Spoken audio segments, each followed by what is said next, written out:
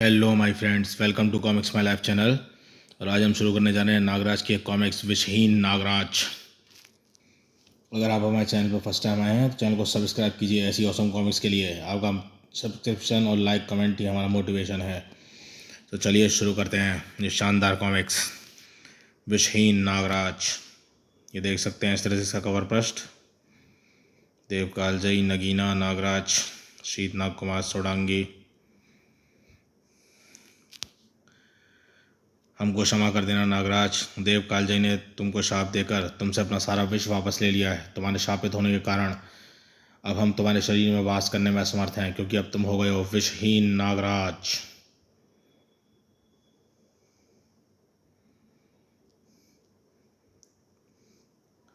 जो लोग समाज की भलाई के लिए दिल से काम करते हैं, उनकी सहायता करने के लिए भगवान किसी न किसी को भेजते ही रहते हैं। महानगर स्थित स्नेक पार्क के डायरेक्टर डॉक्टर करुणाकरण के ऑफिस में भी।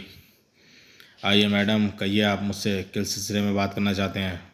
डॉक्टर करुणाकरण, आप जैसे महापुरुष के दर्शन करना ही एक बहुत बड़ा कारण हो सकता है, लेकिन ऐसे खाली हाथ आपसे मिलना मुझे अच्छा नहीं लगा, इसलिए मैं आपके स्नेक पार्क के लिए ये 10 लाख रुपयों की सहायता लेके आई हूँ। ओह धन्यवाद मैडम, हमारा स्नेक पार्क ऐसी हर सहायता को खुशी से स्वीकार करता है, पर इतनी बड़ी रकम आज तक हमको सहायता के रूप में नहीं मिली। आपको ज़रूर सांपों से बहुत लगाव होगा। सांपों से मुझे नफरत है। मेरे पति एक बहुत बड़े इंडस्ट्रिस्ट थे। उनकी मौत सांप काटने से हुई थी, क्योंकि उनको समय पर एंटी वेमन सीरम नहीं मिल पाया था। इसलिए आप यहाँ जहर रोती दवाई बनाकर जनता की जो सेवा कर रहे हैं, उसके लिए मैं अपना छोटा सा योगदान दे रही हूँ। आप चिंता न करें मैडम, अब कम से कम दवाई की कमी से कोई सांप काटे का मरीज़ नहीं मरेगा, क्योंकि अब नागराज की मेहरबानी से हमारे पास दवा का स्टॉक भरा हुआ है। पहले जितनी दवा 100 कोबरा सांपों के विष से बन जाती थी, अब वह नागराज के विष की आधी बूंद से बन जाती है। नागराज के विष से बनी एंटी वेमन सीरम हमारे पास बहुत मात्रा में है, लेकिन हमारे पास बहुत कमी है पैसों की। हम तुम्हारा पीछा बड़ी दूर से कर रहे हैं मैडम, लेकिन पैसे छीनने का मौका अभी मिला है। लाओ ब्रीफ केस हमको दे दो डायरेक्टर साहब। नहीं, ये पैसा तुम जैसे गुंडों के लिए नहीं है, खबरदार। जो उस पैसे को हाथ भी लगाया, भाग जाओ। अरे हट, वरना 1 सेकंड में तुझे विधवा से भरी हुई बना दूंगा मैडम। तड़ाक। मैं आपको यहाँ से ले चलता हूँ मैडम, फिर वापस आकर इन गुंडों से निपटूंगा। लेकिन बॉडीगार्ड को वापस आने की जरूरत नहीं थी, क्योंकि डॉक्टर करुणाकरण खतरे की घंटी बजा चुके थे और स्नेक पार्क के गार्ड्स ऑफिस में आ गए थे। लेकिन उनके हथियार लुटेरे जितने अत्याधुनिक नहीं थे। तड़ तड़ तड़ तड़ तड़ तड़ तड़ तड़ तड़ तड़ तड़ तड़ तड़ तड़, क्योंकि गार्ड्स को अभी हथियारों की जरूरत पड़ती नहीं थी। मैडम और उनका बॉडीगार्ड अभी बाहर नहीं निकल पाए थे। आप लोग यहाँ क्या कर रहे हैं? बाहर जाने का रास्ता तो उधर है। तड़ तड़, गोलियाँ चल रही हैं, हम यहाँ छुपे हुए हैं, घबराइए मत। यह जगह नागराज की निगरानी में है, वह जल्दी आता होगा। आइए हम आपको सुरक्षित बाहर पहुँचा दूँ। नागराज अभी तक स्नेक पार्क नहीं पहुँच पाया था, और गार्ड्स भी लुटेरों को भागने से रोक नहीं पाए थे। भागो, जल्दी भागो। कुछ ही सेकंडों में स्नेक पार्क के बाहर लुटेरे पहुंच चुके थे। वे रहे दोनों जिन्होंने हमको ये 10 लाख रुपए लूटने के लिए कॉन्ट्रैक्ट दिया था।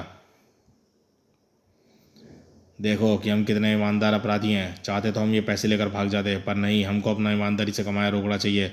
ये पकड़ो अपने 10 लाख, और हमारा मेहनताना 2 लाख निकालो फटाफट, वरना कहीं नागराज टपक पड़ा तो गड़बड़ हो जाएगी। सारा पैसा रख लो, यह तुम्हारा मेहनताना है। कमाल है, बड़े दिलदार हो सेठ। 2 लाख बोलकर 10 लाख देते हो। कमाल है, आपने उनको पूरे 10 लाख के 10 लाख क्यों दे दिए? इन 10 लाख रुपयों की एक कीमत एक फूटी कौड़ी जितनी भी नहीं है बेशदर, क्योंकि ये सब नगीना के माया जाल से बने हुए पैसे हैं। नगीना ने ही पैसे दान में दिए और खुद ही लुटवा दिए। पर क्यों? कोई गहरा षड्यंत्र रचा जा रहा था, लेकिन नागराज को फिलहाल इस षड्यंत्र की कोई खबर नहीं थी। रुक जाओ नागराज, आखिरी आई पहुंचा, भागो, रुकना मत। 10 लाख का सवाल है।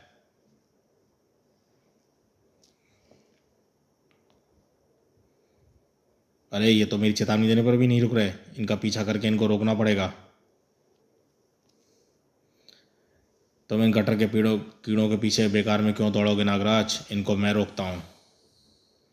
शीतनाग कुमार के फन से शीत किरणें निकलकर सड़क पर बर्फ की परत जमाती चली गई। लुटेरे उस पर अपना संतुलन कायम नहीं रख पाए। लुटेरों ने नागराज से बचने के लिए एक आखिरी कोशिश तो की थी। तड़ तड़ तड़ तड़ तड़ तड़ तड़ तड़ तड़ तड़, फू। लेकिन कोशिश नाकाम रही। हर अपराधी जानता है कि स्नेक पार्क जैसी सामाजिक भलाई करने वाली संस्थाएं नागराज की खास निगरानी में है, फिर भी तुमने ऐसी जगह पर लूटपाट करने की हिम्मत की। ये उसी दुस्साहस का दंड दे रहा हूँ तुमको, बाकी की सज़ा तुमको अदालत देगी। तड़ाक! लाओ ब्रीफ केस और पैसे मेरे हवाले कर दो। नहीं, ये पैसे मेरे बुढ़ापे के लिए हैं, मैं नहीं दूंगा।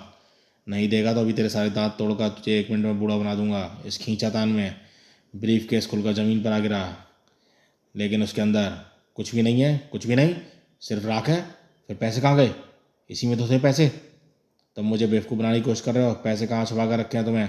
पैसे इसी में थे बू, मेरा यकीन करो, मैंने अपनी आंखों से देखा था। हाँ हाँ, इसमें देखा, हमने भी देखा था, पैसे इसी में थे, पूरे 10 लाख। और तब से ये ब्रीफ केस हमारी नज़रों के सामने है। मुझे शुरू से सारी बात बताओ। हताश लुटेरे सारी घटना को टेप रिकॉर्डर की तरह सुनाते चले गए। ओहो, यानी जिसने तुमको यह सूचना दी कि स्नेक पार्क को 10 लाख डोनेशन दिया जाएगा, उसकी शक्ल तुमने नहीं देखी? नहीं, बस हम इतना जानते हैं कि लबादे के अंदर से आने वाली आवाज़ किसी औरत की थी। ठीक है, अब चुपचाप पुलिस स्टेशन जाकर अपने आप को कानून के हवाले कर दो। तुम्हारे ऐसे करते ही मेरे साथ तुमको छोड़ देंगे, वरना नहीं, हम सीधे पुलिस स्टेशन जाकर ही रुकेंगे। शायद डॉक्टर करुणाकरण मुझे डोनेशन देने वालों के बारे में कुछ बता सकें, इस रहस्यमय घटना का रहस्य खुल सके।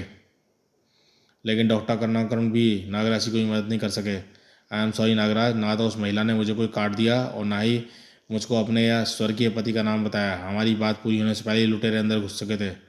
एक बात दान देने वाले और दान लूटने का प्लान बनाने दोनों में एक सी थी। दान देने वाली भी एक औरत थी और लूटने वाली भी। खैर, शायद मैं बेवजह ही ज़्यादा परेशान हो रहा हूँ।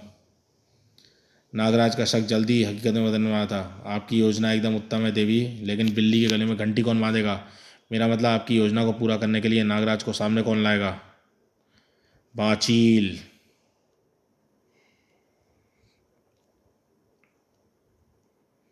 ये बाचील कौन है? आपकी सेवा करते इतने दिन हो गए, लेकिन फिर भी मैंने ये नाम नहीं सुना। नगीना के सेवकों की तादाद इतनी ज़्यादा है कि इनको गिनते गिनते तुम्हारी सांसें खत्म हो जाएंगी, लेकिन उनकी गिनती खत्म नहीं होगी। देखना चाहते हो तो देखो बाचील को। बाचील! ओहो, इतना भयंकर प्राणी जिसको देखकर मेरी सांसें रुकी जा रही हैं। इससे लड़कर नागराज का क्या हाल होगा? मर जाएगा नागराज। एक भयंकर मौत नागराज की तलाश में थी, और नागराज षड्यंत्रकारियों तक पहुंचने वाले सबूतों की तलाश में था। इस बक्से में भरी राख तांत्रिक है, किसी महातांत्रिक के मायाजाल से बनी वस्तुओं की राख है, बस इससे ज़्यादा इस राख से और कुछ पता नहीं चल रहा। लेकिन किसी तांत्रिक का स्नेक पार से भला क्या संबंध हो सकता है? उसका संबंध चाहे कुछ ना रहा हो, लेकिन स्नेक पार से तुम्हारा संबंध अवश्य है नागराज। और ये मत भूलो कि स्नेक पार्क के जरिए एक बार पहले भी तुम पर हमला करने की कोशिश की जा चुकी है। आप ठीक कह रहे हैं, लेकिन इस घटना से मुझे भला क्या नुकसान पहुंच सकता है?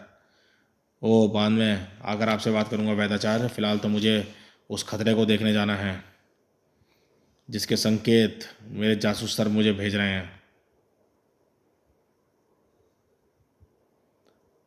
नागराज एक ऐसी भयंकर समस्या से जूझने जा रहा था जिसकी शक्तियों का उसे कतई आभास नहीं था।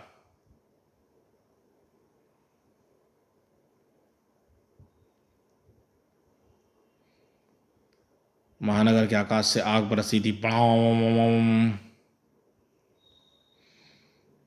और नीचे खड़ी भीड़ डर के मारे जड़ हो गई, और चाहकर भी उनसे भागा नहीं जा रहा था। पैर मानो भारी हो गए थे। अब या तो उनको भगवान बचा सकता था, या भगवान का भेजा कोई फरिश्ता। धड़ाक कड़ाम! ओहो, धन्यवाद नागराज। नागराज आ गया। नागराज, मुझे तेरा ही इंतजार था। महानगर में आने वाला हर अजीबोगरीब विलेन ऐसे ही विध्वंस करके मुझको बुलाता है। इसलिए महानगर में मैं एक ऐसा ऑफिस खोलने की सोच रहा हूँ जहाँ पर कोई विलेन सीधे आकर मुझसे मिले। उसकी ज़रूरत नहीं पड़ेगी, क्योंकि आज के बाद तुझसे मिलने वाले हर शख्स तुझसे तेरी समाधि पर आकर मिल देगा।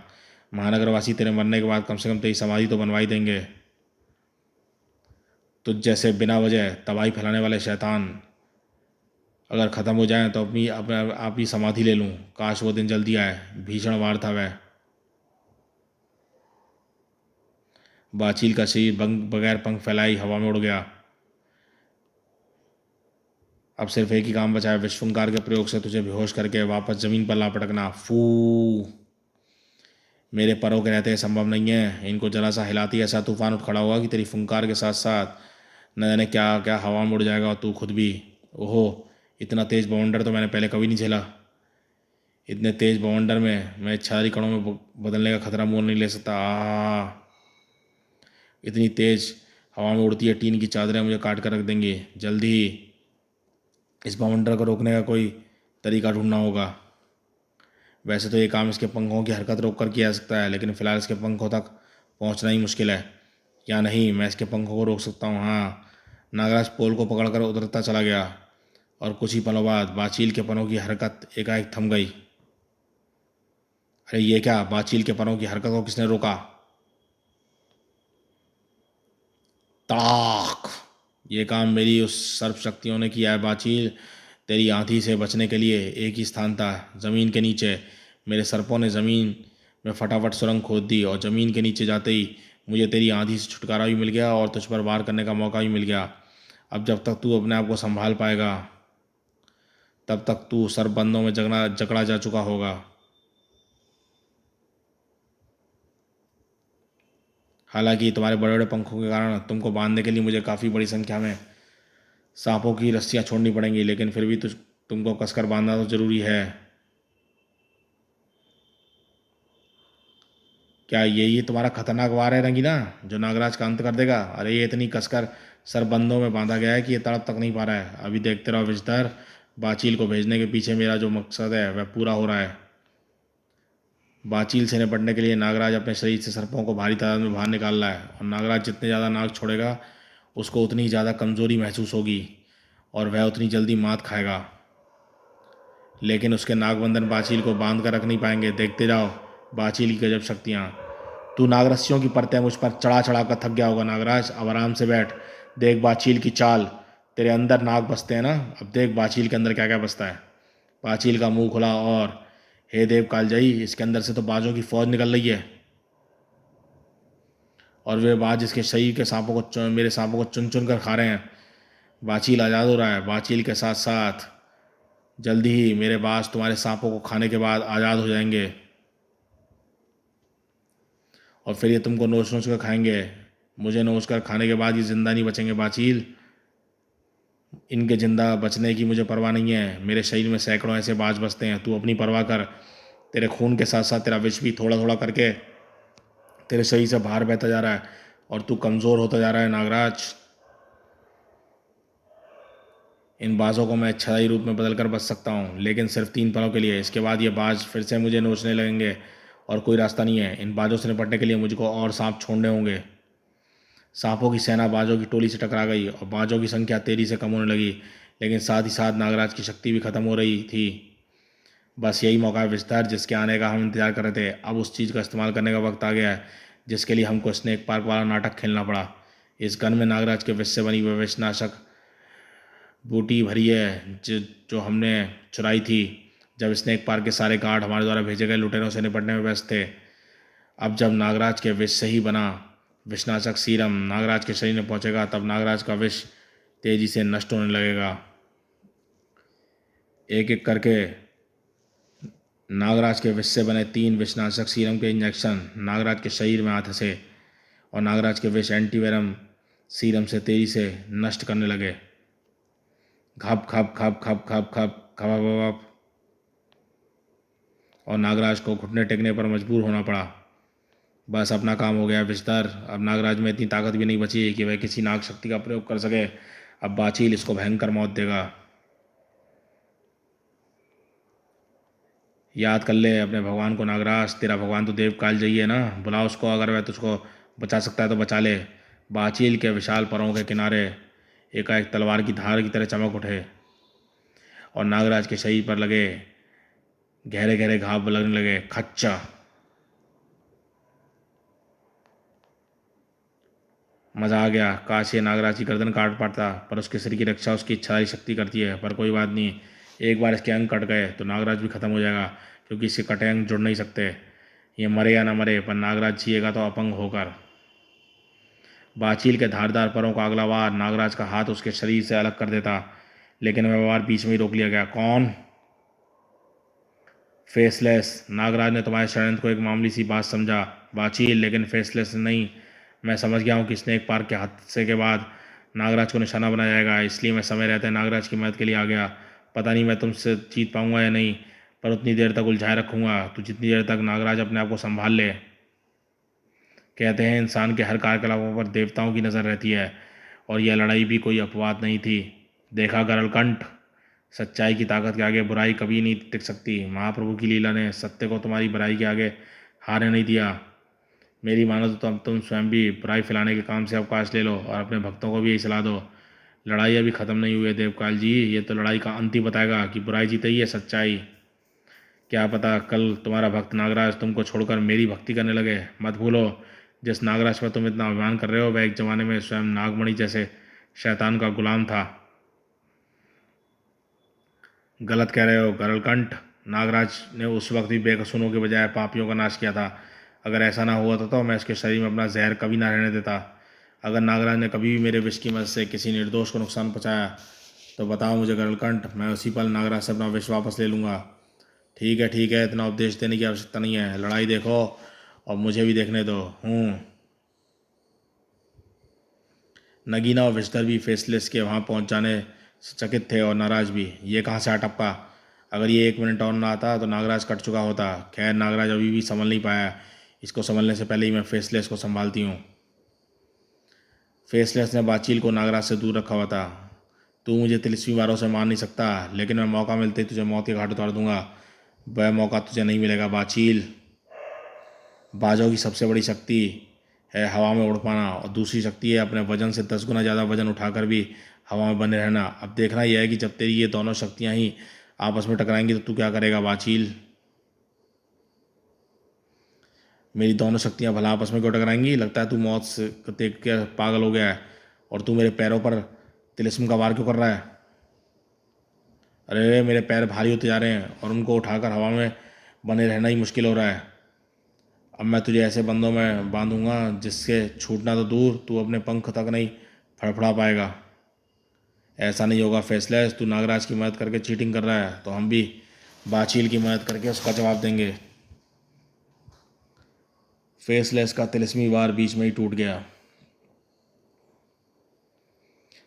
और बाचील को फिर से नागराज पर हावी होने का मौका मिल गया। तू संभल रहा है नागराज, तेरे शरीर में विष फिर से बनने लगा है, लेकिन मैं तुझे संभलने से पहले ही तेरी सारी हड्डियां तोड़ डालूंगा। कड़ा कड़ा कड़ा आ, और फिर मैं तुझे कुचल कुचल कर मार डालूंगा। घबा हाँ, कई हड्डियां टूट गई हैं पर मुझ में थोड़ी शक्ति वापस आ गई है, लेकिन वह इससे निपटने के लिए काफ़ी नहीं है। धड़ाक। काश मुझे कहीं से थोड़ा सा भी अपना विष मिल जाता तो। एक जगह है जहाँ से मुझे अपना विष मिल सकता है। मुझे मानसिक संकेत भेजने हैं। महानगर में फैले हुए अपने सैकड़ों जासूस सर्पों को बुलाना होगा। कुछ ही पलों में नागराज के सैकड़ों जासूस सर्प नागराज के आसपास उमड़ने लगे और नागराज के शरीर पर जगह जगह नागदंश लगाने लगे।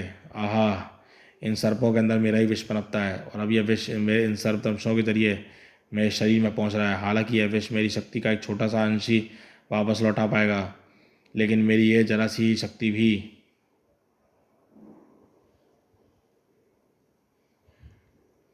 बाचील को रास्ते से हटाने के लिए काफ़ी है।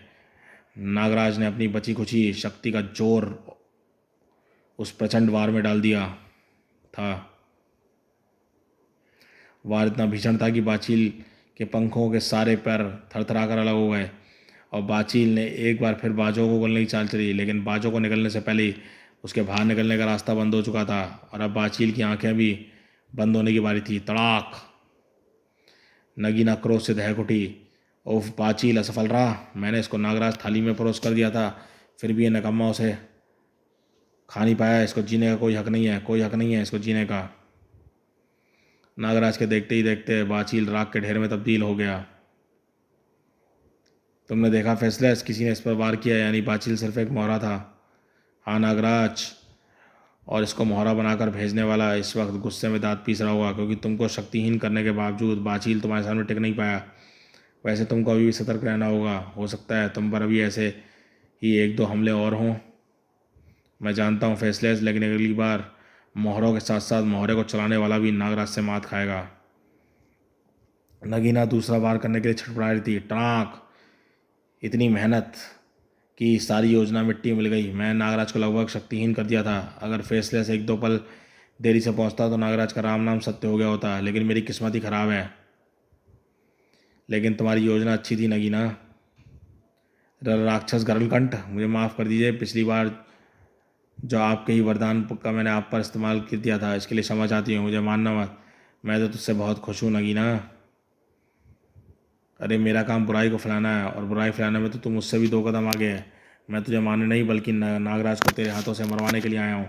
सच गरुड़कंठ, आप धन्य हैं। बताइए कि नागराज को विषहीन करके मारने का अलावा और कौन सा तरीका आपके पास है?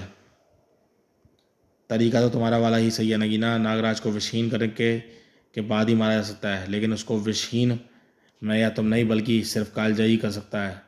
लेकिन कालजयी ऐसा करेगा क्यों? तुम नागराज के विष से किसी निर्दोष को मरवा दो और बाकी काम मुझ पर छोड़ दो, पर याद रखना मुझे कालजयी को नीचा दिखाना है। अगर मैं तुम्हारी वजह से ऐसा नहीं कर पाया तो तुम्हारी खैर नहीं। आप निश्चिंत रहें यक्षराज गरुड़कंठ, नगीना का मायाजाल कभी विफल नहीं हो सकता। नागराज अपने विष से ही किसी निर्दोष को मारेगा, और ज़रूर मारेगा, और ऐसा करने का रास्ता नागराज ने ही मुझे दिखाया है। नागराज पर दूसरे हमले की शुरुआत होने वाली थी। ब्लो फैलो फैलो, धरती को नरक बनाने वाले कीड़ों, भर लो और सड़ा डालो, सब कुछ सड़ा डालो, हर चीज़ को। इस दूषित हवा को बदबू से भर दो। सड़ेली आज इस शहर को सड़ेला बना डालेगी। सड़ेली द्वारा फैलाए गए जीवाणु हर चीज़ को सड़ा रहे थे। सबसे ज़्यादा असर खाने पीने की वस्तुओं पर हो रहा था। मेरा सारा अनाज सड़ गया, और गोदाम के लकड़ी खंभे भी ऐसे गिर रहे हैं जैसे उनमें घुन लग गई हो। अगला निशाना लोहे की वस्तुएं थी। उफ, कितनी बदबू आ रही है। लग रहा है कि जैसे सैकड़ों टन बना हुआ खाना सड़ गया हो। तुझे सही लग रहा है बिंदु, ऐसा ही है। और अब इन खंभों पर चढ़ा प्लास्टिक पेंट भी गायब हो रहा है। और खाली जगह करो, जो तेजी से जंग लग गया है। खंभा गिर रहा है, भाग टनाक।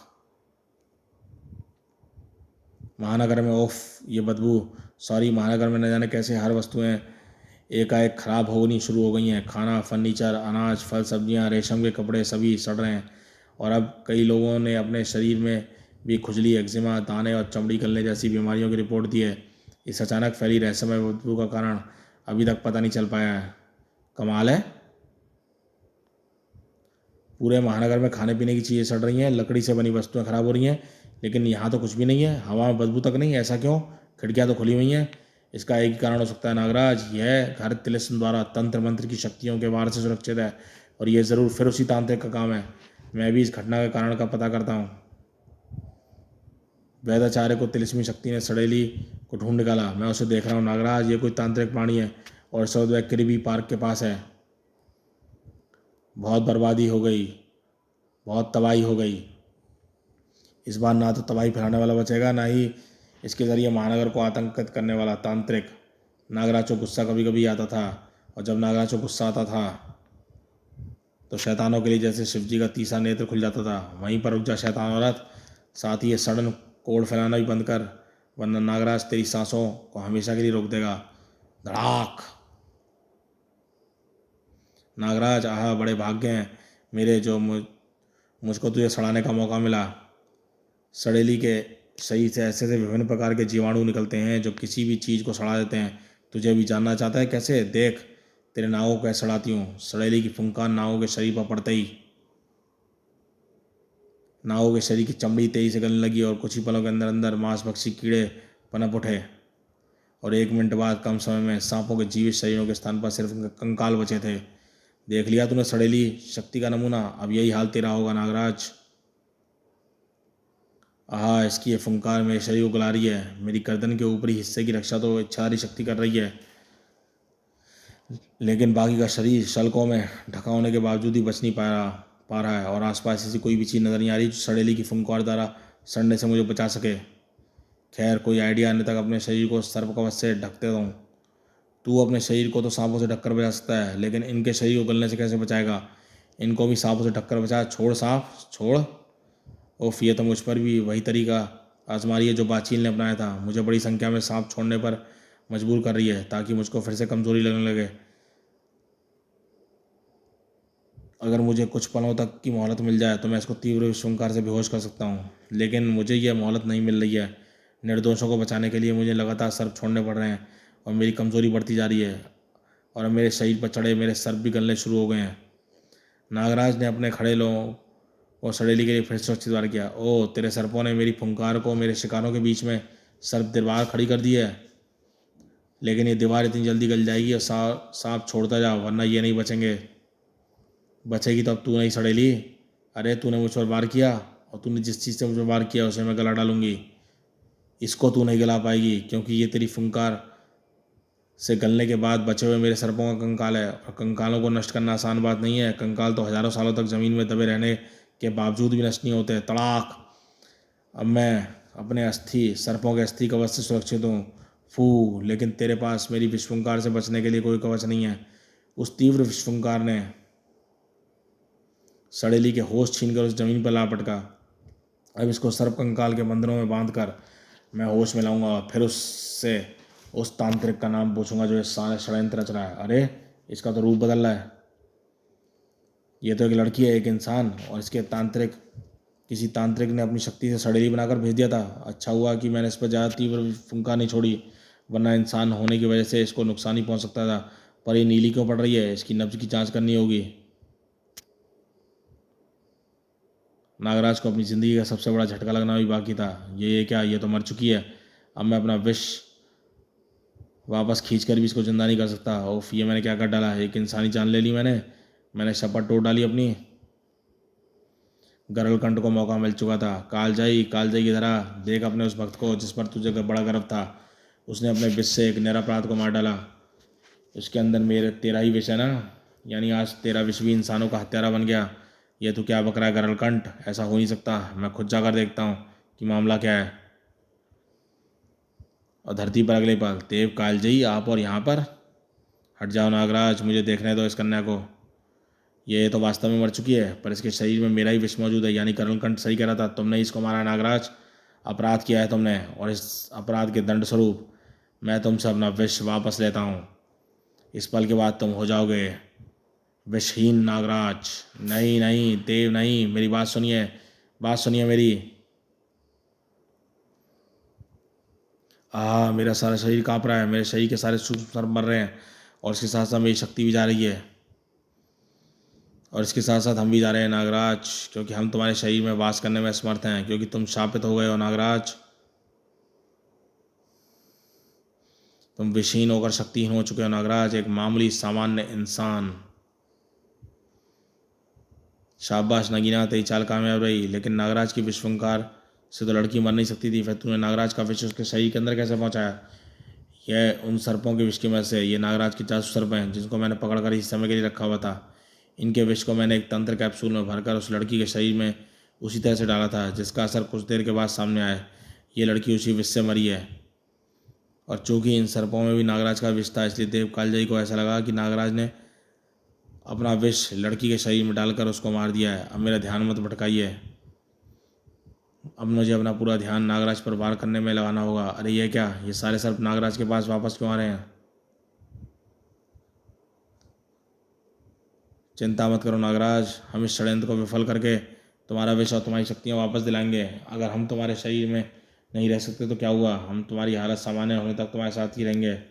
उफ, ये क्या हो गया? ये नाग मुझे फिलहाल सफल नहीं होने देंगे। मुझे नागराज के अकेले मिलने का इंतजार करना होगा। लेकिन नागराज तुमको अकेला मिलेगा कब? मुझे इतना पता है कि जब नागराज नागराज के रूप में नहीं होता तब वह किसी और रूप में होता है, और चूंकि उस रूप में नागराज अपने को ऊपर हमले का खतरा नहीं होता, इसलिए वह अकेला रहता है। लेकिन तुमको उस रूप का पता कैसे चलेगा? इन सांपों के जरिए। इनकी आंखों में उस रूप की छवि जरूर होगी। मैं इनकी छवि में नागराज के उस रूप की तलाश कर लूँगी। नगीना के जासूस सर्पों की आंखों में नागराज के गुप्त रूप की तलाश शुरू कर दी थी। उफ, इनकी आंखों में तो ढेर सारे सर्पों और इंसानों की शक्लें हैं। ये सारे नागराज के मित्र या जान पहचान वाले होंगे, लेकिन इनमें से एक शक्ल ऐसी है जो नागराज से बहुत मिलती है। उसके कानों में वैसी कुंडल भी हैं, और उस रूप का नाम राज है। तुम पर छुपकर वार करने वाले तांत्रिक का तुमको शक्तिहीन करने का मकसद पूरा हो गया नागराज। अब वह तुमको मारने की कोशिश करेगा, इसलिए जब तक हम उस तांत्रिक को ढूंढना निकालें तब तक तुमको राज के रूप में ही रहना होगा। मैं ऐसा ही करूँगा। वैसे भी अब नागराज के रूप में आने का फ़ायदा ही क्या है? अपराध से तो मुझको लड़ना ही है, लेकिन अब यह काम सुपर हीरो नागराज नहीं, रिपोर्टर राज करेगा। महानगर कोऑपरेटिव बैंक में आपके पास ये प्रसारण सजीव आ रहा है। हाई सिक्योरिटी बैंक में अभी कुछ लुटेरों ने डाका डाला है, लेकिन उनके इस दुस्साहस के कारण किसी की समझ में नहीं आ रहा। हर कोई जानता है कि इस बैंक ने अपनी प्राइवेट सिक्योरिटी के लिए रिटायर्ड कमांडोज को नियुक्त किया है। इस बैंक को लूटना असंभव है। फिलहाल तो पुलिस ने बैंक को घेर रखा है, अब इंतजार है लुटेरों के बाहर आने का। और जैसा कि आप देख रहे हैं कि लुटेरे बाहर आ रहे हैं, लेकिन उनके हाथ पे ना हथियार है ना ही लूट के पैसे। ये आत्मसमर्पण के मूड में लगते हैं। जब ये लुटेरे जानते थे कि इन बैंक को लूटना असंभव है, तो भला इन्होंने ऐसी चेष्टा क्यों की? तुझको यहाँ पर बुलाने के लिए राज, और यहाँ पर तुमको तुम्हारे असली नाम से बुलाऊं, नागराज। हे भगवान, मेरा मेरा ये रहस्य तुमको किसने बताया? कौन हो तुम? मुझे जान चट कहते हैं। लोगों की जान चट कर जाती हूँ मैं, और तेरे गुप्त रूप का रहस्य मुझको तेरी मौत ने बताया है। इस हमले से बचने के लिए राज तो कुछ नहीं कर सकता था, लेकिन उसके वफादार और शक्तिशाली दोस्त कर सकते थे। नागराज को नुकसान पहुंचाने से पहले तुझको शीतनाग द्वारा दिए जाने वाले घावों को झेलना होगा। जानचट और सोडांगी के तंत्रवारों की दीवार को पार करना होगा। ओहो, मैं धोखा खा गई। मुझे लगा कि राज के रूप में तुम लोग नागराज का पीछा छोड़ दोगे। अब यही धोखा तुम्हारी मौत का कारण बनेगा। जानचट, अगर जान की खैर चाहती है तो तुरंत उल्टे पाँव वापस लौट जा।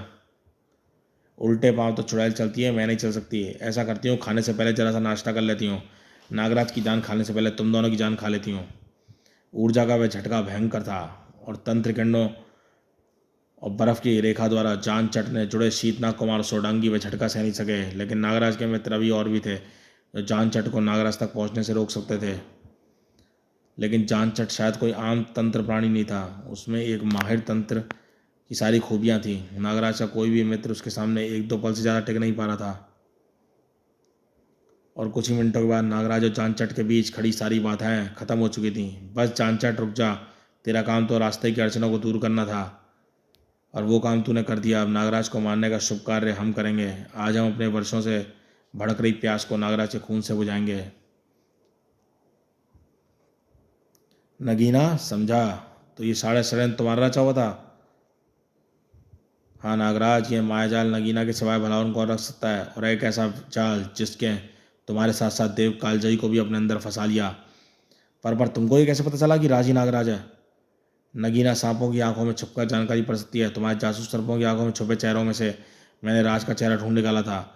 तेरे सवालों के जवाब तुझे मिल गए ना नागराज? अब तू तसल्ली से मर सकेगा। आज सच्चाई हारेगी और बुराई जीतेगी।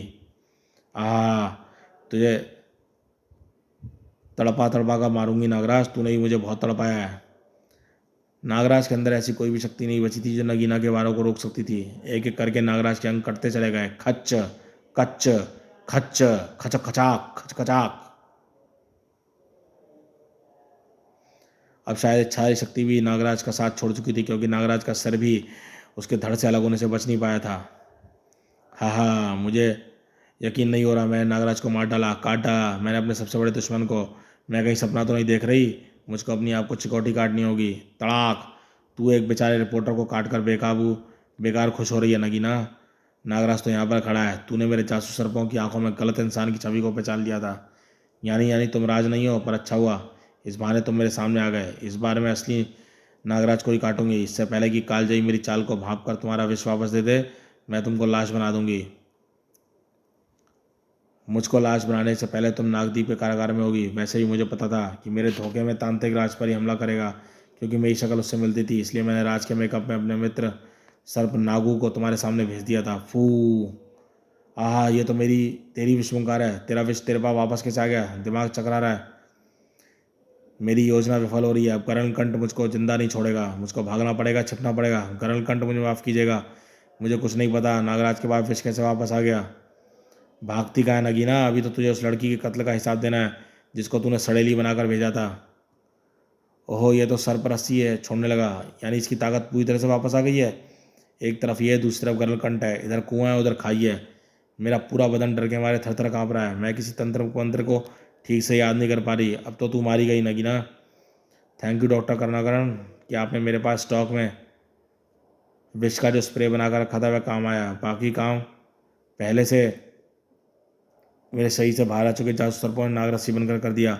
अब नगीना यह समझकर आतंकित हो गई होगी कि मेरी पूरी शक्ति वापस आ गई है। उसे पकड़ना अब आसान काम है, लेकिन यह काम उतना आसान नहीं था। आप यहाँ से जाइए स्वामिनी, इनको जान चाट रोकेगी। चीट डालूंगी नागराज को मैं, चाहे इसके अंदर जहर वापस आ गया हो या नहीं, ये मेरे हाथों से मरेगा। नगीना गायब हो रही है। और मैं इसको रोकने के लिए कुछ नहीं कर सकता। फिलहाल तो मैं जान चट से अपने आप को नहीं बचा पाऊंगा।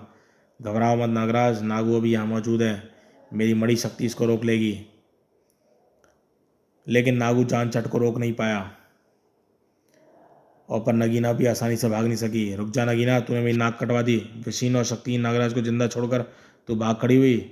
धोखा तुमने मुझे दिया गरलकंठ। तुमने कहा था कि अगर मैं किसी निर्दोष को नागराज के हाथों मरवा दूँ तो देव कालजयी नागराज का विष नष्ट करवा देंगे। मैंने ऐसा जाल फैलाया और जिसमें मेरे द्वारा मारी गई लड़की को मारने का दोष नागराज के माथे पर चढ़ गया। लेकिन फिर भी तुम कालजयी द्वारा नागराज का विष नष्ट नहीं कर पाए। मैंने करता हुआ तो दिया था, तूने खुद देखा था। झूठ, नागराज का विष अभी भी उसके पास मौजूद है। तू झूठ बोल रही है, पर सच मेरे सामने आ चुका है। कालजयी, हाँ, मैं तुम्हारे जाल में फंसकर मैंने वाकई नागराज के साथ अन्याय कर दिया था, पर अब मैं अपनी गलती को सुधारूंगा। मुझे पता होना चाहिए कि नागराज कभी गलती से भी निर्दोषों पर अत्याचार नहीं कर सकता। लेकिन देव कालजयी ने सही निर्णय लेने में शायद देर लगा दी थी। जान चट के कांटों ने नागराज का खून चूसने के साथ साथ उनको तांत्रिक ऊर्जा से जड़ भी कर दिया था और मौत अब नागराज को छूने वाली थी कि तभी अचानक, अरे, मुझे अपने अंदर शरीर में का एक शक्ति का तेज बहाव महसूस हो रहा है। ऐसा लग रहा है जैसे मेरे शरीर में सूक्ष्म फिर से पनपने लगे हैं। मेरे शरीर में विष फिर से दौड़ने लगा है और इसका सबूत है मेरा खून पीने के बाद जान चटका एक गलता शरीर। इसका तो एक ही अर्थ हो सकता है, वह यह है कि देव कालजयी ने मुझको अपना दिया शाप वापस ले लिया है। हाँ नागराज, नगीना और गरुड़कंठ के जाल में फंसकर मैं भ्रमित हो गया था नागराज, पर मैं अब तुम्हारा विष और तुम्हारी शक्तियाँ तुमको फिर से वापस दे रहा हूँ। इस पल के बाद तुम फिर से बन जाओगे विष से युक्त महानायक शक्तिशाली नागराज। दुख इस बात का है कि षड्यंत्र को रचने वाली नगीना को दंड नहीं दे सका। गरुड़कंठ उसको लेकर कहीं विलुप्त हो गया। गरुड़कंठ स्वयं ही नगीना को असफल रहने का उसको दंड दे देंगे। देव, हमारा धन्यवाद भी स्वीकार करें देव कालजयी, क्योंकि नाग ने नागराज को नाग शक्तियाँ वापस देकर हमको बेघर होने से बचा लिया है। समाप्त।